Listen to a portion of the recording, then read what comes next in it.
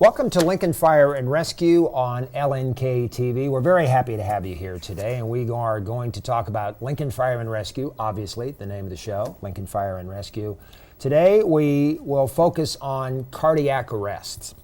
If nearly 500,000 people died in a single year from traffic crashes, we'd all be screaming for safety increases, for change. If nearly 500,000 people died in a single year in house fires, safety measures would certainly be stepped up. According to the American Heart Association, in 1 year, 475,000 Americans die from a cardiac arrest. In 2013, Lincoln Fire and Rescue set out to improve survival for cardiac arrests, becoming the first EMS agency in the state to win the Cardiac Arrest Registry to Enhance Survival, or CARES. And that's our subject today. Captain Scott Weeb is here from Lincoln Fire and Rescue. He manages LFR's CARES program. Scott, good to be sitting at the same table with you again. Pleasure being here, Dale. CARES is something this community is very lucky to have lay claim to. It was started in 2004 between the CDC and the Emory School of Emergency Medicine in Atlanta, Georgia. But its home is here in Lincoln these days. So what is its purpose and what standards does it set? Well, Dale, we're going to talk a little bit about a couple mantras that as we started down this journey in regard to cardiac arrest. And the first one is measurement. If you don't measure it, you can't improve it. And unfortunately, when people measure outcomes from cardiac arrest, it's kind of all over the board. So what CARES does for us is it allows us to have a transparent way to measure outcomes. Because when you suffer a cardiac arrest, obviously you want to survive. And not only do you want to survive, but you want to survive with some quality of life, a good neurologic outcome. So what CARES does is it's basically after an incident, we enter numerous data points into this registry. And the great part is it then emails our hospital partners, and they actually have to measure or enter the outcome data. So we can't manipulate the data. We own the part out on the streets, and the hospital owns the part in the hospital. And then there's a lot of collaboration when we get to the end to determine how many people actually survived a cardiac arrest event. Scott, there are so many levels between that initial call. We're going to talk about pulse point before this conversation is through, but we will try to get to as many layers as we possibly can. So in educating people about cardiac arrests, one thing that is a point of emphasis always is a matter of time. And that is seconds count, people at the scene, acting or not acting, count, the dispatch time, the hospital time, the time of arrival, all of these things matter. So let's talk about time in terms of a cardiac arrest and how that's a factor. So the interesting thing about cardiac arrest is it comprises a very small portion of the actual incidents that we go on, about 1% in any given EMS system, 1%. Mm-hmm. So one would argue, why do you focus so much on the 1%, right, Dale? Well, that 1% represents collaboration of everybody from the person who recognizes the arrest, the bystander that may choose to intervene, doing hands-only CPR, an efficient dispatch center, a great partnership with law enforcement, the Lincoln Police Department, a good first response, the community-supported expansion of our stations. That's going to enhance survival from cardiac arrest. Good paramedics that are highly trained, collaboration with both of the cardiology groups in town, Bryan Heart Institute and CHI Nebraska Heart. So cardiac arrest, in essence, takes a snapshot or a piece of everything that EMS stands for. So basically, survival from cardiac arrest, the ability to survive an event declines by about 10% per minute when a patient doesn't receive intervention. And ironically, we have a paramedic that's going to graduate school right now, and he looked at all of this data, and believe it or not, the most important predictor in someone's ability to survive cardiac arrest in Lincoln is whether or not they receive bystander CPR. So when a bystander actually chooses to intervene and simply pushes hard and fast in the center of the chest, that is the most important predictor of whether somebody's ultimately going to survive. Because what that does is that kind of stops the clock and provides a bridge until LPD can get there with an AED, the first due engine company or truck company, the paramedics can get there. And ironically, simply pushing on somebody's chest changes that decline to only 2 to 3% per minute. So a net gain of 7 or 8% per minute by simply providing bystander CPR. As I was thinking about our conversation, I'm thinking Lincoln, Nebraska, we're typical in many ways in the fact that we have some of the exact same components that other communities have. We have dispatchers, we have ambulances with trained paramedics, we have radio communication with skilled medical facilities, hospitals, specialty facilities, that sort of thing, cardiac specialists at those hospitals. So if you can hone in, and maybe this is impossible to do because there are so many layers to this, but what sets Lincoln apart? You've touched on a little bit of it, the data collection, the bystander CPR. We're going to get into Pulse Point a little bit later on in this conversation, and viewers will show you a map of, I believe, the spring game. Let's not give too much away. All right, we'll give you a spring game graphic to show you how many people utilized or had Pulse Point access at that point. But if you could, what sets Lincoln apart? Because we have all of these components that other communities have. Well, I would say number one, Dale, it's relationships. And relationships are key to a successful EMS system. You know, we could stay in our own silo and say, all right, Lincoln Fire is going to do this, and we're going to say, well, we're doing a good job, but we're going to blame it on somebody else. We own this data. This is not Lincoln Fire success. This is every entity from a bystander to the 911 center to LPD and law enforcement response to the hospital partners that we have. This number and the results that we achieve, Lincoln Fire doesn't own them. Now, we own them when they're maybe not so good, which is previous to 2013 when we embarked on this journey. And we found out that we were underperforming even other participating CARES agencies. But I would say number one, relationships. Number two, the expectation in Lincoln for EMS has always been incredibly high. There's always been robust oversight, engaged stakeholders. And I think when you rise or you have that expectation, people do everything they can to rise and exceed the expectations that have been set. You always run a race faster when you're trying to catch up. And for Lincoln, King County is the gold standard, trying to not catch up as much as emulate the success that King County has, because King County's got a head start on just about everybody else in the country. Talk about their standards. Yeah, so King County, Washington, the Seattle area has been known for years and years and years, I would say decades, probably 30 years, as being one of the leaders, not only nationally, but internationally in their response to cardiac arrest. If you were to choose one system that you would want to emulate, it would be King County. Huge bystander CPR component, greater than 70% of their arrests actually have bystander CPR. Medics that are top notch. Even if I went there as a medic right now, I would have to be completely retrained as a medic in their system. They train right alongside physicians at one of the universities. So what we did is they are very gracious people. One of the other EMS supervisors, Aaron Pospisil, and I had the ability, they have a foundation where they sponsor a 3-day resuscitation academy. And we went out to that academy and basically learned from the best and the brightest, some of the best scientists, some of the best resuscitationists in the world. And they basically published a cliff notes, if you will, of 10 steps that you can use. And if you follow these 10 steps, you're going to improve your success. And we've hit on every part of this step except for number 5, voice recording resuscitation. That's kind of a controversial topic, but basically it records all the events via audio when you're on an arrest. And you know, that's kind of where we're at. Falls in line with police body cameras and stuff. But as you can see, the step 1 was measure your data or the cardiac arrest registry. So we've taken this seriously. It's been a lot of work, a lot of support from the fire department administration, because this is kind of a tall order. And as you can see, a lot of these steps, they involve agencies outside of Lincoln Fire. So I'm going to go back to, I think relationships are probably the biggest thing for the success of this program. We mentioned early on that Lincoln was the first city in the state to implement CARES.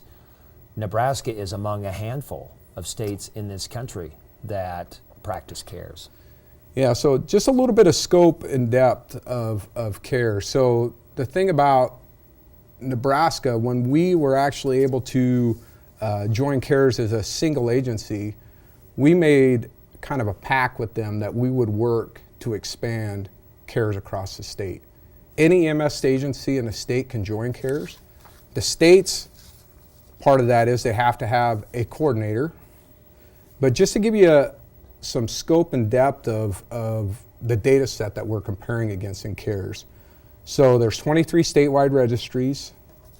It covers a catchment area population base of 115 million nationwide, 1,400 1,400 EMS agencies and 1,900 partner hospitals. So last year in the CARES registry, there was over 75,000 cases of out-of-hospital cardiac arrest. And we can compare against that in a de-identified way. We can look at all of our data, but we can run numbers and see how we compare against the best of the best, King County being one of them. And it's nice to be recognized, isn't it? It is. It is nice to be recognized. One thing I wanted to talk about is usually there is a little controversy about what is a heart attack and what is a cardiac arrest. So if someone's having chest pain, they can certainly be having a heart attack, and a heart attack can lead to a cardiac arrest. But a cardiac arrest is actually when somebody's heart stops. Somebody's heart stops, and basically have 10 minutes to determine that outcome. So basically what this picture emulates is that's actually a crew on Lincoln Fire and Rescue taking a patient to the cath lab with a mechanical CPR device or a Lucas device providing chest compressions.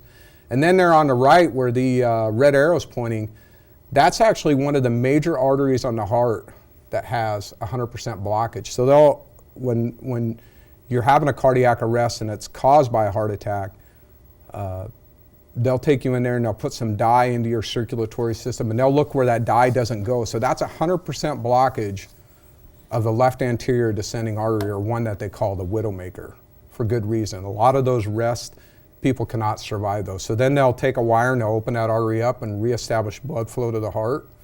And in Lincoln, a lot of times your heart starts beating again.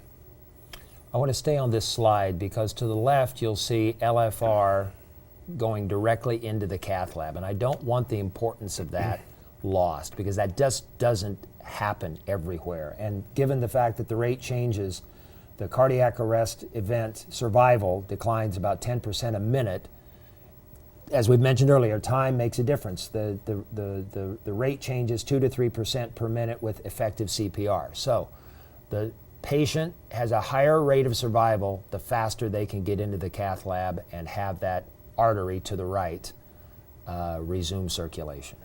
So we did a lot of work. We have outstanding relationships with both of the cardiology groups in town and both of the cath lab receiving facilities, and they were a piece of this puzzle. And in 2015 we initiated a project where if you suffer a certain kind of cardiac arrest where an AED can be used to shock you back into a normal rhythm, more often than not those cases involve where you actually have a clot in your coronary artery. So time is muscle. The earlier you can get that artery open, the better off you're going to be. And then of course you can receive other type of circulatory adjuncts or treatments in the cath lab, like for instance a pacemaker. You can put an extra pump in your heart to augment your circulation until your own heart can recover. And the other thing that we do is we actually cool people. You know, we just came out of a pretty tough winter and we hear a lot about hypothermia. And these patients that suffer cardiac arrest, they actually benefit from actually being induced into hypothermia. It actually protects their brain when they lower their body temperature for a period of time after the arrest to kind of let not only their heart's recovering on one facet, but their brain's recovering on the other. Because the last thing we want is to have a great heartbeat, but somebody not being able to come back and be a productive member of society and go back to their family and stuff like that. But that's an impressive photograph to the left where we see paramedics actually taking the patient directly to the hands of the physician that will help that individual. I think that's an amazing step right there. Everything that has led up to it has led to this point, getting that patient into the doctors as quickly as possible. That just doesn't happen in other communities. That's exactly right. So I do a little bit of work on a national level, and that's one of the barriers that a lot of systems are challenged with, and it takes support. It takes support at all levels. It takes support of the cath lab team, the cardiologists, the administration, because it is an extraordinary step just to treat all these patients and get them directly to the cath lab. A lot of times, we'll kind of wait and see and determine whether they actually meet the criteria. So pretty proud of that fact. A lot of partners under Dr. Jason Kruger kind of led the charge, and our medical director kind of led the charge in establishing those relationships and stuff like that. And then props showing up in the Journal of Emergency Medical Services. Yeah, this is probably a pretty proud moment, from where we started in 2013 to where we are now, nearly doubling survival. We were asked to write an article, and there's several big players in this actually addendum to the Journal of Emergency Medical Services. King County, for instance, was published in this same addendum along with Lincoln Fire and Rescue. As well as Dr. Kruger's given some lectures nationally on how we approach cardiac arrest in Lincoln. So it's a big deal. And at the end of the day, accolades are fine, but probably the biggest thing for us is to be able to see people go home. And just to give you an idea, this isn't just an adult situation, Dale. The youngest survivor from a VFib arrest a couple of years ago was a 9-year-old who was headed in from recess and actually collapsed. And the person who saved that child's life was the health tech at the elementary school who did CPR for a prolonged period of time. And he responded early to a shock by a defibrillator. And it was kind of neat. The discharge summary indicated, he was having an intense conversation with his teddy bear. I mean, how can you top that? How can you top that? I mean, if you look at the burden, say that outcome wasn't so good for a 9-year-old, he's back to functioning normally. That certainly could have took a different direction. Yeah. And we're thankful for that and the system worked. Hopefully he grows up to be a successful adult. And to that point, the fact that people who get to that cath lab that we just had a couple of slides earlier can not only survive but be a productive member of their family, a productive employee, a taxpayer, if you will. They can go on to lead normal lives because of what led up to the point that we saw in that slide. That's exactly right. So the one piece of the puzzle is surviving the incident. The second that I would argue is equally important is surviving the situation with a high quality of life. And the issue is that nationally, there's all different types of templates to measure cardiac arrest. Some systems, for instance, measure cardiac arrest. If we get a pulse back anytime during the arrest, that's a save, a quote save. The beauty about the CARES registry is, number one, it's transparent. I'll stand up in front of any group and say, these are our numbers. We own them, good or bad. But we can't manipulate the outcome data. And it is what it is. And I have to tell you that if one of these patients that have a shockable arrest doesn't survive in Lincoln, it's almost like a congressional inquiry. I mean, there's lots of questions that are asked, and that's good. That's good. So if you look at our survival data, I think we can start becoming a believer. We have 4 years of data after we started this long journey. And the problem is it would have been neat to sit down and implement one step and then measure it and say, hey, this is the one. If you do this one, this is the one you should do first, this is the one you should do second. But we felt that our survival numbers, I mean, we're looking at shockable cardiac arrest or an Utstein survival of 23.8. That was a crisis for us. That was a crisis. And, we had to do better, and that started out on a charge. So if we look at 4 years of data after, we're sitting at around 53 or 57.3. More than double. More than double. And, the beauty about it is if you look at that total survivors, and this includes all types of cardiac arrest, one's from trauma, one's from breathing problems, one's from overdoses, 91 total survivors in the last 4 years. I mean, that's a small a small army of people. And 81 of them, or almost 90% of them, had a good neurologic outcome. So it's not that it's being a burden. Certainly you're not going to save 100% of them. We're going to keep trying to save 100% of them, no doubt. But they went back to being mom and dad and grandpa and the employee at work And the student in the elementary and school. the student in the elementary school. They went back to their lives, and Yeah. that's the amazing, the invisible story that, Yeah. that you don't see once you leave the person at the hospital. Well, we mentioned Pulse Point. The survival statistics are an important part of all of this, and here's a graph that shows us that. We'll get to Pulse Point here in just a second. Explain what we're seeing right now, Scott. So basically there's two central metrics that we measure. There's one from cardiac arrest, and I know Chief Despain has talked about this, cardiac arrest that's highly survivable. And those are the ones that respond to a defibrillator. There's defibrillators, there's a huge contingent of defibrillators all across the city. We're working on a project right now with our partners in law enforcement, the Lincoln Police Department, to expand that. The earlier we can get intervention, obviously the better off they're going to do. So basically in blue, the one that dips up or surpasses 70%, those are cardiac arrests where somebody more than likely had a heart attack, has a clot in their coronary artery. They responded to CPR and we actually delivered a shock to them. And then the other metric that we measure is overall survival, and that includes every person that's in cardiac arrest, whether they have a flat line or no electrical activity, no one saw them collapse, we found them in cardiac arrest of all causes. So both metrics are important, and in comparison, the red lines are what we're on a national level. So the two top lines on the graph, the blue is how we compare to the national number. So the national survival via the CARES registry for patients in shockable cardiac arrest has hovered around 30% for a number of years.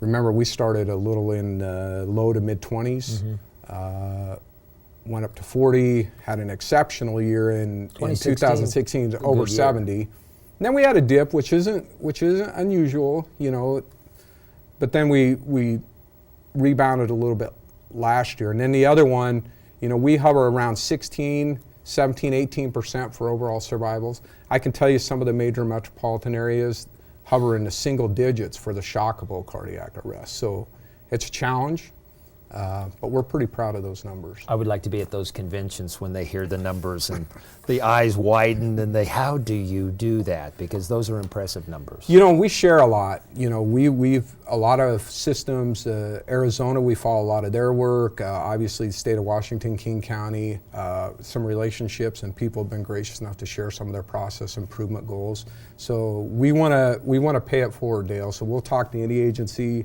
and help them out, if you will, to try and emulate some of the successes we've had. All right, we've been building up to the bystander CPR, and that's where Pulse Point comes in. This graph, pretty impressive. That's Memorial Stadium you see to your right there. Pulse Point is an app that can be downloaded.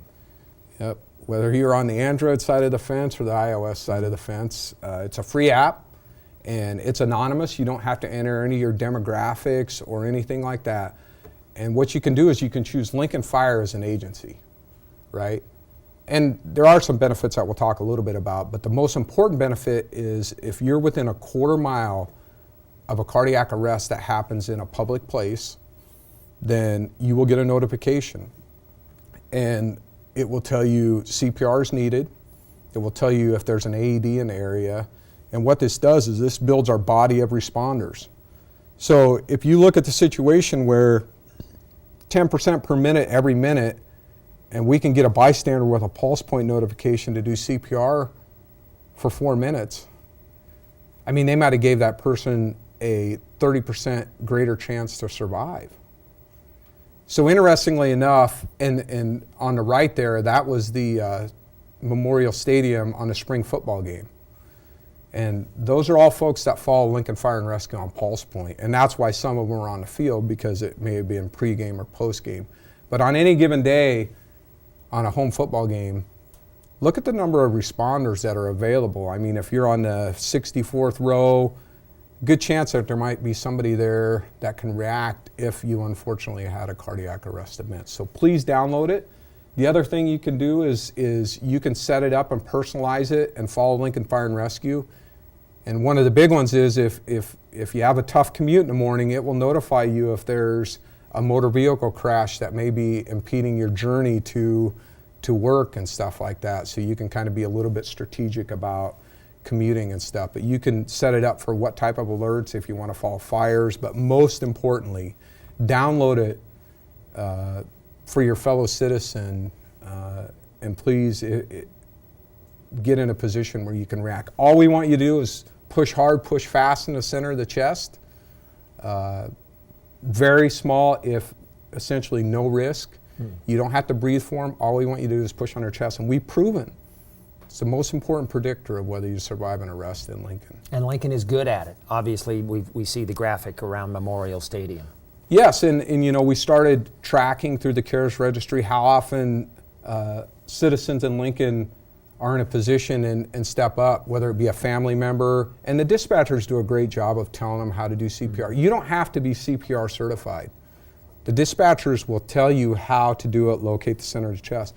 But we started out around 30% of the time we're doing CPR, and now we're well over 60 where citizens and family members have chosen to intervene on somebody in arrest. 60% of the time, a member of the public will step up and get involved. In a time that we live in, Scott, where a lot of people don't want to get involved because of circumstances and the lifestyle, whatnot, Lincoln, 60% of the time, 6 out of every 10 times, there's somebody there to help save a life. Pretty incredible. Impressive. Very impressive. So thank you very much, Lincoln, Nebraska. Scott, thank you very much. We'll get this message out on a regular basis. I know that the records are there. We can keep track of it easily enough. Sure. Joining us on Lincoln Fire and Rescue today, Captain Scott Wiebe from LFR.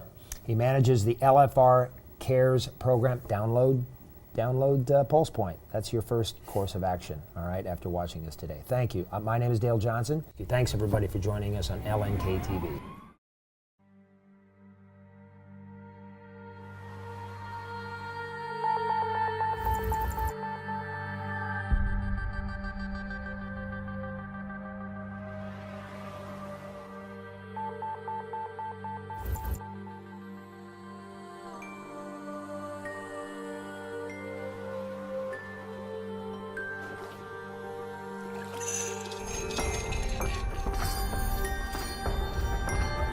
She's not breathing.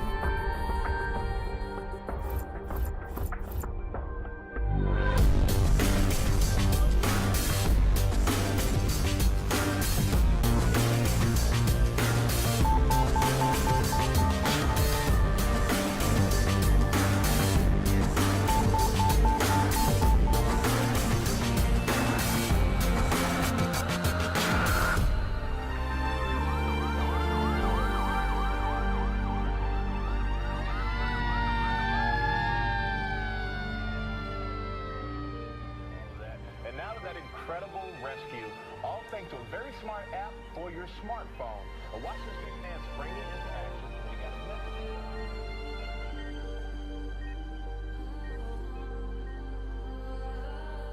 Pulse Point is active in Lincoln and free in the App Store. Download it today. You could be the one.